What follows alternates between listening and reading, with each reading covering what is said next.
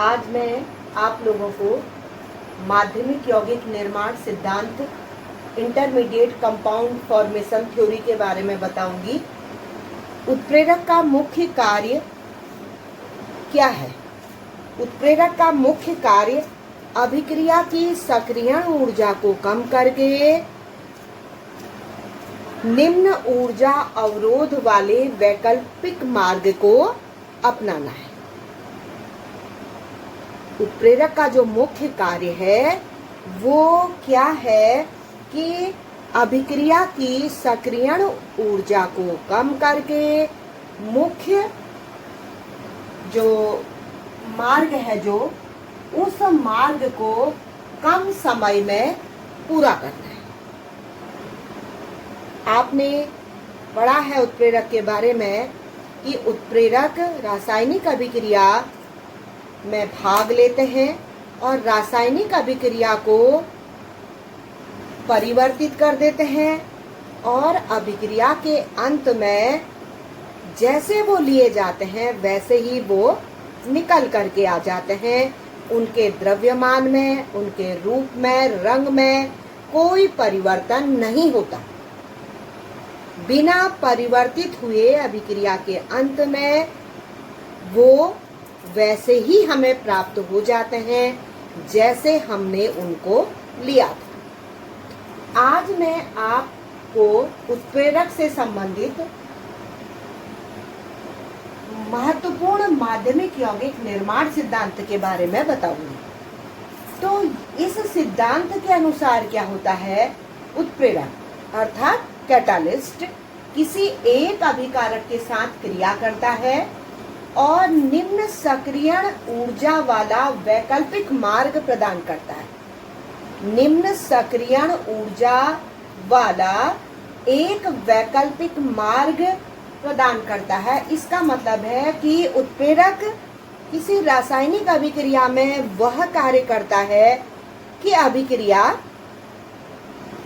कम समय में अधिक वेग के साथ में संपन्न हो जाती है। मान लिया कि आप अपने घर से, ये आपका घर है, आप विद्यालय जा रहे हैं। तो आप विद्यालय जा रहे हैं, आप साइकिल से जाएं, पैदल जाएं या आप बाइक से जाएं, आप अपने विद्यालय जरूर पहुंचेंगे। अब अगर आप इन तीन व्यवस्थाओं में से आप पैदल गए, आप साइकिल से गए, आप मोटरसाइकिल से गए, आप पहुंचे अपने गंतव्य पर, तो आपने ये महसूस किया कि जब आप पैदल जा रहे थे तो आपको अधिक समय लगा, पहुंचे आप विद्यालय ही। और फिर आप साइकिल से गए तो आपको कुछ कम समय लगा, कुछ कम समय लगा, पैदल की अपेक्षा कुछ कम समय लगा। अब अगर आप मोटरसाइकिल से आप अपने कॉलेज जा रहे हैं, ये आप हैं यहाँ पर, और आप मोटरसाइकिल से अगर आप कॉलेज जा रहे हैं तो आप बहुत कम समय में विद्यालय पहुंच जाएंगे। पैदल की अपेक्षा आप बाइक से, मोटरसाइकिल से आप अपने विद्यालय तेजी से और बहुत कम समय में पहुंच जाएंगे। तो यहाँ पर उत्प्रेरक का भी क्या कार्य है कि वो क्या करता है? किसी एक अभिकारक के साथ क्रिया करता है, निम्न सक्रियण ऊर्जा वाला एक वैकल्पिक मार्ग प्रदान करता है। अर्थात कि निम्न सक्रियण ऊर्जा माने एक्टिवेशन एनर्जी, सक्रियण ऊर्जा इसे कहते हैं हम एक्टिवेशन एनर्जी। एक्टिवेशन एनर्जी का मान कम हो जाता है जब उत्प्रेरक किसी अभिकारक के साथ में कार्य करता है। अब मैं आपको किसी समीकरण के द्वारा बताऊंगी कि आखिर ये उत्प्रेरक कैसे कम कर दे रहा है, सक्रियण ऊर्जा का मान कम कैसे कर देता है। इस सिद्धांत में हम इसी को पढ़ेंगे। माना कि आपके पास एक अभिकारक है A और दूसरा अभिकारक है आपके पास B। इन दोनों ने मिलकर के AB बना दिया। इन दोनों ने मिलकर के क्या बनाया, AB बना दिया। अब आप यहाँ पर देख रहे हैं कि यहाँ पर जो एक्टिवेशन एनर्जी का मान हाई एक्टिवेशन एनर्जी है यहाँ पर, क्यों है? क्योंकि यहाँ पर A plus B equal to A B कोई उत्प्रेरक यहाँ पर नहीं लिया गया, यहाँ पर कोई भी कैटालिस्ट नहीं लिया गया है, तो एक्टिवेशन एनर्जी का मान हाई है यहाँ पर। अब आप देखेंगे कि आपने क्या लिया, इन दोनों अभिकारकों में से, इनमें से आपने ये जो लिया ए को ले लिया आपने। ए को अगर हम किसी, केवल ए को हम ले रहे हैं, एक अभिकारक है और बी एक अभिकारक है। अब आप ए के साथ किसी कैटालिस्ट उत्प्रेरक की अभिक्रिया करवा दीजिए, तो आपको क्या प्राप्त होगा, AX प्राप्त होगा। आपको AX प्राप्त हो गया। अब इसके बाद हम क्या करेंगे, यहाँ पर AX जो है ये क्या है, मध्यवर्ती यौगिक, मध्यवर्ती यौगिक जिसको कि हम इंटरमीडिएट कंपाउंड भी कहते हैं। इंटरमीडिएट, मध्यवर्ती, इंटरमीडिएट और यौगिक कंपाउंड, तो इंटरमीडिएट कंपाउंड हमने इसको कह दिया। तो ये इंटरमीडिएट कंपाउंड जो होता है, मैं इसको IC लिख दे रही हूँ, इंटरमीडिएट कंपाउंड, ये अस्थाई होता है। अस्थाई का मतलब है अनस्टेबल, अनस्टेबल होता है, अनस्टेबल होता है। तो अनस्टेबल का मतलब ये है कि इसकी जो स्थिति है वो स्थायी नहीं है, कुछ देर के लिए ही ये मध्यवर्ती यौगिक बन रहा है। अब हम क्या करेंगे कि ये उत्प्रेरक की उपस्थिति में मध्यवर्ती यौगिक बन गया, तो मध्यवर्ती यौगिक क्या करता है, ये निम्न सक्रियण ऊर्जा वाला वैकल्पिक मार्ग अपनाता है। तो यहाँ पर हमने AX ले लिया, मध्यवर्ती यौगिक ले लिया, तो मध्यवर्ती यौगिक को अब हम किसी दूसरे अभिकारक के साथ अभिक्रिया करा देंगे, तो यहाँ क्या प्राप्त होगा हमको, A और B, A एंड B आपस में ये जुड़ जाएंगे, AB बन जाएगा, और जो X है, जो कैटालिस्ट है, उत्प्रेरक, ये अभिक्रिया के अंत में बिना अपना रूप, रंग, मात्रा के साथ जैसा लिया गया था वैसे ही हमको प्राप्त हो गया। तो यहाँ पर क्या हुआ कि जो एक्टिवेशन एनर्जी का मान है इन दो पदों में, ये पहला पद है आपके पास, ये पहला पद है, और ये दूसरा और ये तीसरा पद है। तो आप देख रहे हैं दूसरे और तीसरे पद में एक्टिवेशन एनर्जी अर्थात सक्रियण ऊर्जा का मान कम है।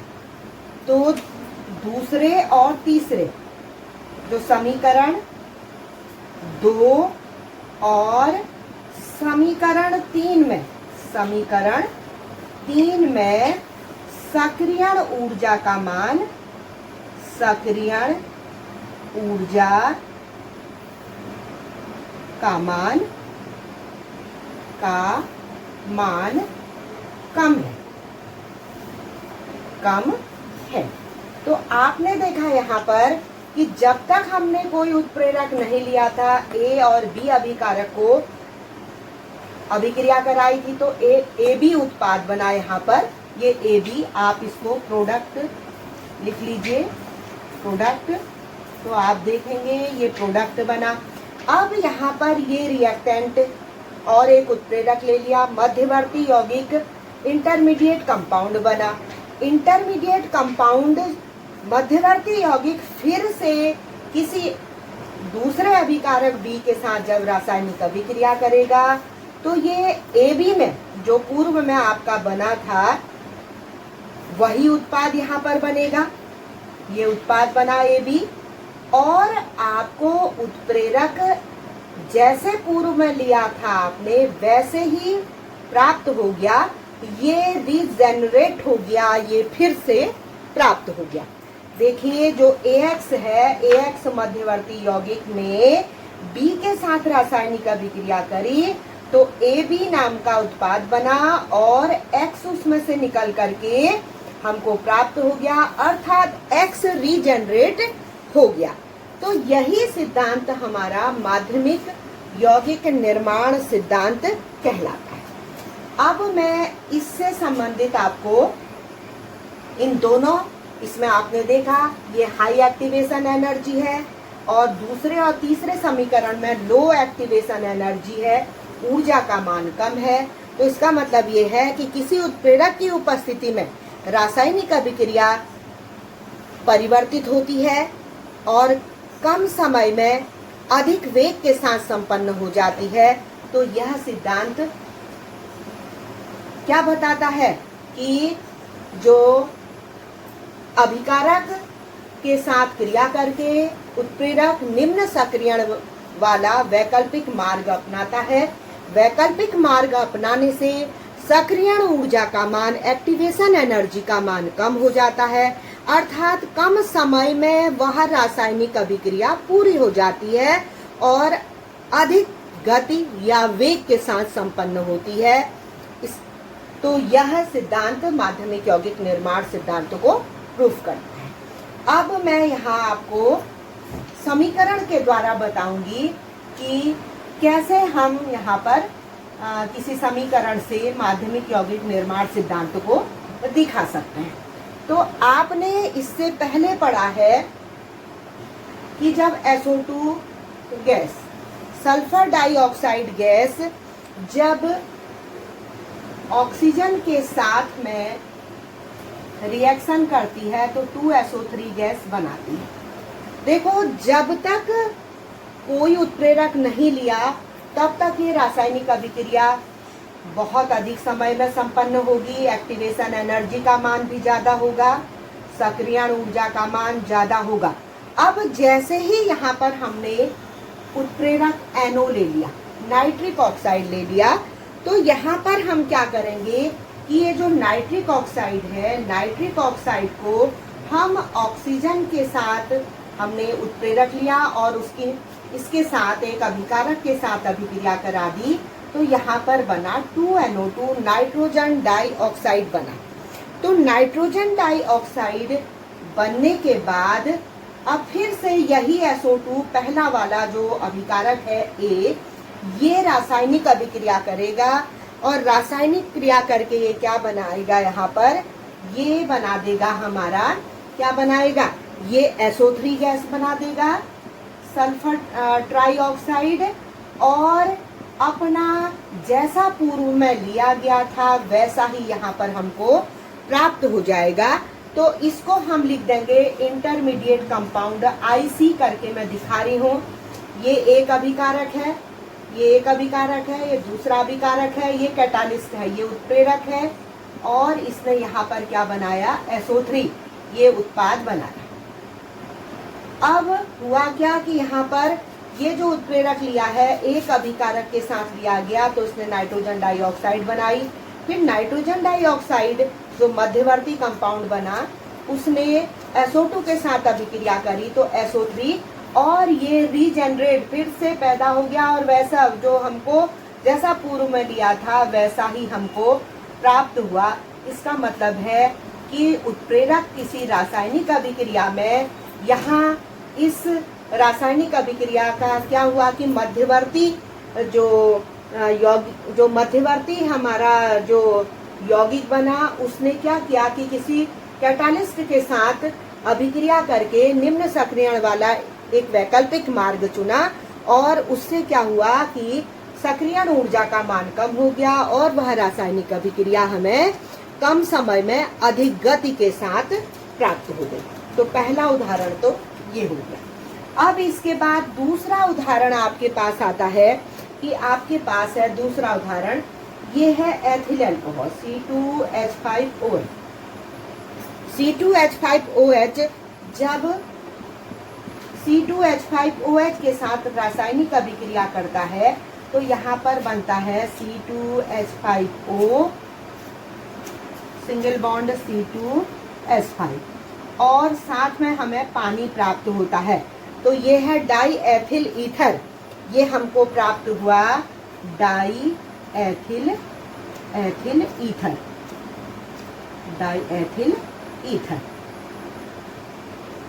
ईथर है। तो यहाँ पर देखिए ये रासायनिक अभिक्रिया, जब तक हमने उत्प्रेरक नहीं लिया रासायनिक अभिक्रिया मंद गति से होगी। हमने सल्फ्यूरिक अम्ल ले लिया, सल्फ्यूरिक अम्ल के लेने से क्या होगा कि डाईएथिल एथर बनने की जो गति है और कम समय में हमको प्राप्त हो जाएगा डाईएथिल ईथर। अब क्या होगा, यहाँ पर हमने क्या किया कि इनमें से एक अभिकारक को ले लीजिए, आप C2H5OH को ले लीजिए, इसकी अभिक्रिया करा दीजिए उत्प्रेरक के साथ में। आपने उत्प्रेरक H2SO4 लिया है तो ये क्या बन जाएगा, यहाँ बन जाएगा C2H5HSO4 ethyl hydrogen sulphate. Ethyl hydrogen sulphate के साथ एक अन्य यौगिक और प्राप्त होगा H2O। ये है ethyl hydrogen sulphate, ethyl hydrogen sulphate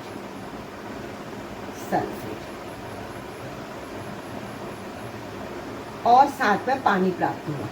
अब आप देखेंगे कि जो एथिल हाइड्रोजन सल्फेट जो आपको प्राप्त हुआ मध्यवर्ती कंपाउंड H2H5HSO4, ये क्या करेगा, एथिल अल्कोहल के साथ जो दूसरा हमने लिया है अभिकारक, उसके साथ रिएक्शन करेगा, अभिक्रिया करेगा, तो हमको प्राप्त हो जाएगा, ये प्राप्त होगा C2H5O C2H5 और साथ में हमको क्या प्राप्त होगा, आप देख रहे हैं C2H5O C2H5 और साथ में H2SO4, इसके साथ सल्फ्यूरिक अम्ल जो उत्प्रेरक हमने रासायनिक अभिक्रिया में लिया था वो हमें फिर से प्राप्त हो गया।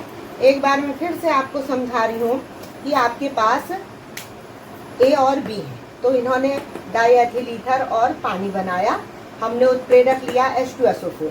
अब आप एक अभिकारक के साथ में उत्प्रेरक की अभिक्रिया करवा दीजिए, तो A+X तरीके से आप करवाएंगे तो यहाँ पर एथिल हाइड्रोजन सल्फेट और पानी प्राप्त हुआ। अब आप क्या करेंगे कि जो आपको मध्यवर्ती यौगिक प्राप्त हुआ उसकी रासायनिक अभिक्रिया दूसरे से करवा दीजिए, दूसरे अभिकारक से करवा दीजिए, तो आपको प्राप्त हो जाएगा डाईएथिल ईथर। और जो आपने रासायनिक अभिक्रिया में सल्फ्यूरिक अम्ल लिया था वो एज इट इज आपको प्राप्त हो गया, रीजेनरेट हो गया। ये यहाँ पर जो आपका यौगिक है, ये यौगिक जो आप कह रहे हैं यहाँ पर एथिल हाइड्रोजन सल्फेट, ये मध्यवर्ती यौगिक है, इसको मैं IC लिख रही हूँ, इंटरमीडिएट कंपाउंड। और लास्ट में आप देख रहे हैं डाईएथिल ईथर प्राप्त हो गया है और जो हमने यहाँ पर उत्प्रेरक लिया है वो एज इट इज प्राप्त हो गया। कहने का मतलब ये है कि किसी उत्प्रेरक के लेने से क्या होता है कि जो ये निम्न सक्रियण ऊर्जा वाला एक वैकल्पिक मार्ग प्राप्त होता है और रासायनिक अभिक्रिया कम समय में अधिक गति के साथ हमको प्राप्त हो जाती है। इसी को हम माध्यमिक यौगिक निर्माण सिद्धांत कहते हैं। अब मैं आप लोगों से कहना चाहूंगी कि आप कमेंट बॉक्स में जो आपको चैप्टर कठिन लगता हो उसके विषय में आप लिख दीजिए तो मैं उस सब विषय को वीडियो के द्वारा आपको समझाऊंगी। Thank you.